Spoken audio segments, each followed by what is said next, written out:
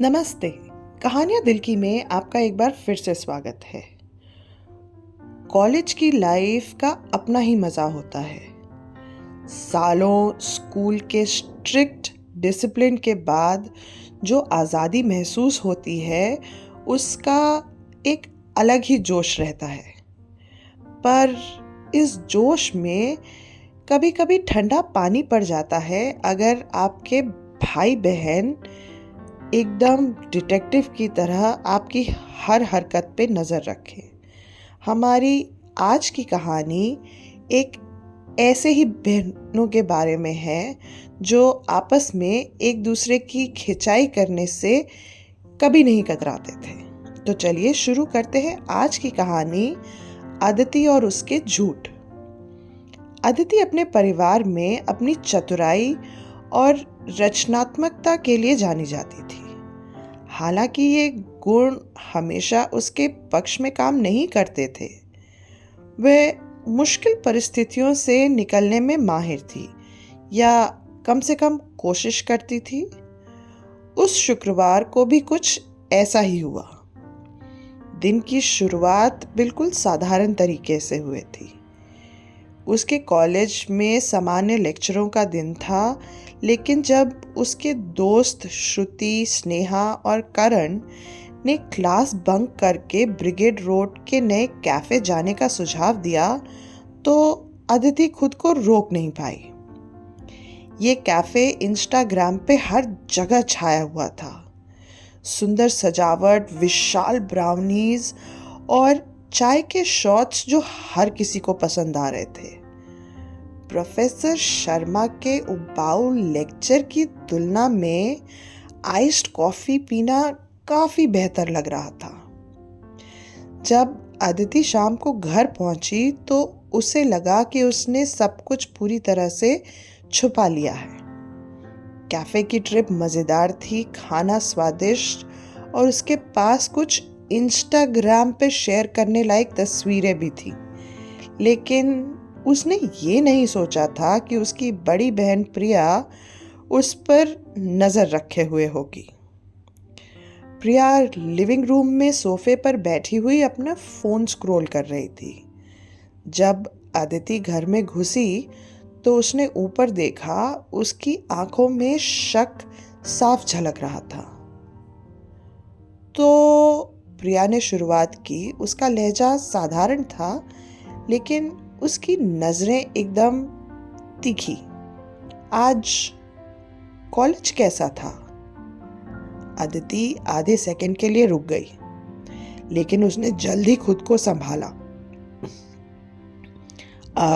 अच्छा था, उसने अपनी सबसे प्यारी सी मुस्कान के साथ कहा।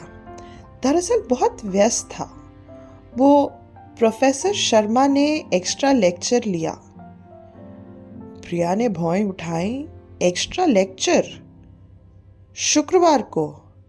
किस विषय पर? अदिति का दिमाग तेजी से दौड़ने लगा। टिकाऊ शहरी विकास।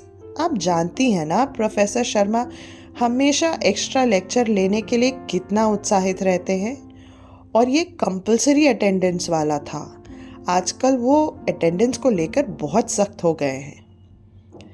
प्रिया ने धीरे से सिर हिलाया, लेकिन उसके शक का भाव कम नहीं हुआ। काफी दिलचस्प बात है, उसने कहा, फोन अपना उठाते हुए। मैं रिया को मैसेज करके पूछती हूँ कि वो गई थी या नहीं। वो तुम्हारे ही बैच में है ना? अदिति का दिल एक पल के लिए धक से रह गया। रिया उसी के बैच में थी, लेकिन उस दिन उसने क्लास अटेंड की थी। अगर दीदी ने उससे पूछा तो सारा झूठ कुछ ही सेकंड में खुल जाएगा। वो रिया ना आज नहीं आई थी, अदिति ने जल्दी से कहा। उसको फूड पॉइजनिंग हो गई थी, उसने सुबह ही मुझे फोन करके बताया था। प्रिया ने एक बार फिर से भौएं सिकोड़ ली। अच्छा, ये तो अजीब बात है। अभी 2 घंटे पहले उसने इंस्टाग्राम पे अपने लंच की फोटो डाली थी, बटर चिकन और नान।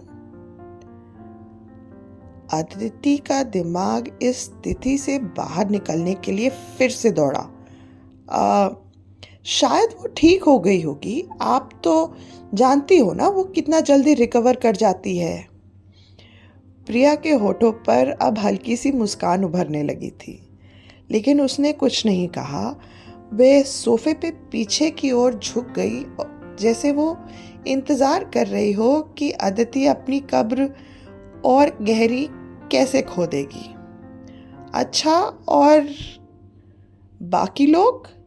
ये कंपल्सरी लेक्चर तुम्हारे अकेले के लिए था क्या? नहीं नहीं, अदिति ने जल्दी से कहा, मैं स्नेहा के साथ गई थी। दरअसल लेक्चर के बाद हम वहीं रुक गए। प्रोफेसर शर्मा ने हमें लाइब्रेरी की किताबें व्यवस्थित करने को कहा था। बड़ा ही थकाऊ काम था। तुम किताबें व्यवस्थित कर रही थी? प्रिया ने पूछा। उसका लहजा पूरी तरह से अविश्वास से भरा हुआ था। हाँ, अदिति ने जोश के साथ कहा। वहां बहुत गड़बड़ थी।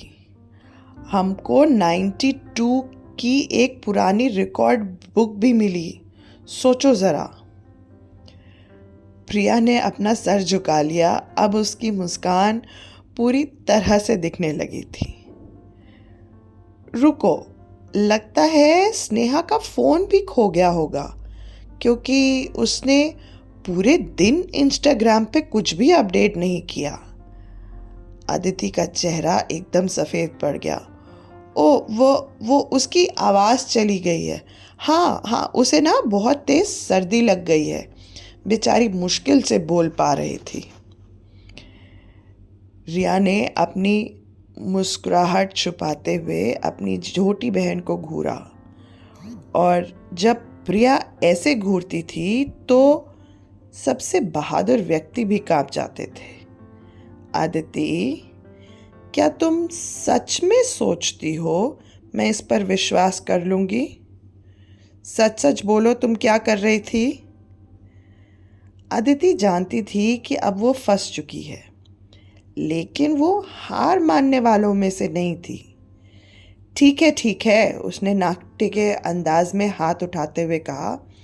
स्नेहा और मैं कॉलेज का काम ही कर रहे थे, लेकिन हमने थोड़ी देर के लिए ब्रेक लिया था। बस कैंपस के पास वो जो चाय की टपरी है, वहाँ चाय पीने गए थे। सिर्फ इतना हुआ। प्रिया अब पूरी तरह से हंसने लगी। सच में? तो फिर मैंने तुम्हारी व्हाट्सएप पे ये क्या देखा? ब्रिगेड रोड के कैफ़े और उसकी तस्वीरें अच्छी लग रही हैं ना? अदिति का दिल एकदम बैठ गया। वो पूरी तरह से भूल गई थी कि उसने कैफ़े की सजावट और विशाल ब्राउनी की स्टोरी पोस्ट की थी। वो पुरानी फ़ोटो थी, मैंने बस दोबारा डाल दी है। प्रिया ने हंसते हुए सर हिलाया। अदिति, मान जाओ, रिया ने पहले ही मुझे मैसेज कर दिया था। उसने बताया कि तुम आज क्लास बंक कर रही हो और कैफ़े गई हो। स्नेहा ने भी अपनी स्टोरी में तुम्हारे साथ वो ब्राउनी की सेल्फी डाली है। अदिति सोफे पर धड़ाम से गिरकर बैठ गई, एकदम हार मानते हुए। ठीक है, मैंने क्लास बंक की आज, लेकिन सिर्फ इस बार था, और वो ब्राउनी वाकई बहुत अच्छी थी। प्रिया ने हंसते हुए उसके सर पे हाथ रखा। अगली बार सच बोल देना, या कम से कम अपनी कड़ी मेहनत के सबूत ऑनलाइन मत डालना। जब प्रिया फिर से अपने फ़ोन को स्क्रॉल करने लगी, अदिति सोफे पर पीछे होकर आराम से बैठकर पूरे दिन के बारे में सोचने लगी। वो खुद को कितना चालाक महसूस कर रही थी कि वो अपने दोस्तों के साथ बिना किसी परेशानी के कैफ़े चली गई। उन्होंने सबने मिलकर वादा किया था कि वो इसके बारे में किसी को नहीं बताएंगे, ताकि उनके घर वालों को ना पता चले। और फिर भी कुछ ही घंटों में वो पकड़ी गई। उसने एक गहरी सांस लेते हुए प्रिया की ओर देखा, पर तुम्हें शक कैसे हुआ? प्रिया हंसी और बोली, आदिति, मैं 19 साल से तुम्हारी बहन हूं। क्या तुम सोचती हो कि मुझे पता नहीं चलेगा कि तुम झूठ बोल रही हो? जब तुम घर आई तो तुम्हारे चेहरे पर वही मुस्कान थी जो बिल्ली जब दूध पीकर आती है ना, तो उसके मुंह पे होती है। और तुम्हारी ये सबसे बड़ी पहचान है झूठ बोलने की। अदिति ने अपना चेहरा अपने हाथों में छुपा लिया। अब मुझे तुम ये लेकर लंबे समय तक सुनाओगी ना? शायद, प्रिया ने कहा, लेकिन देखो, कभी कभी क्लास सभी बंक करते हैं। बस अगली बार थोड़ा ज़्यादा होशियार रहना, या बेहतर होगा अगर क्लास बंक ही ना करो। तभी अदिति का फ़ोन बजा। उनके ग्रुप चैट पर श्रुति का मैसेज था। मुझे लगता है मेरी मम्मी को ना शक हो गया है। वे बार बार पूछ रही हैं कि आज मैंने लेक्चर क्यों मिस किया। करण ने जवाब दिया, मेरे साथ भी यही हो रहा है। यही कारण था कि मैंने कहा था कि कुछ भी ऑनलाइन पोस्ट मत करना, पर तुम सबको तो सुनना ही नहीं है। तभी स्नेहा का जवाब आया, शांत हो जाओ, सब ठीक होगा, बस एकदम नॉर्मल बिहेव करो। अदिति खुद से हंस पड़ी। जाहिर तौर पर उसे ही नहीं, उसके दोस्तों को भी अपने छुपाने की कला पर काम करने की ज़रूरत थी। पर फिर भी वो खुद पर थोड़ा सा गर्व महसूस कर रही थी। दिन अच्छा था। भले ही इसका मतलब था कि उसे प्रिया की बातें सुननी पड़ेंगी, पर चलेगा। अगली बार क्लास बंक मत करना, प्रिया ने कहा, जैसे उसने अदिति का मन पढ़ लिया हो। अदिति ने अपनी बहन की तरफ एकदम मासूम चेहरा बनाकर कहा, अगली बार कोई सेल्फी नहीं। प्रिया हंस पड़ी। अदिति, तुम नहीं सुधरने वाली ना? आशा है आपको हमारी आज की कहानी पसंद आई होगी, और अगर आपके पास भी ऐसा कोई किस्सा है तो कमेंट्स में हमारे साथ ज़रूर शेयर कीजिएगा। धन्यवाद।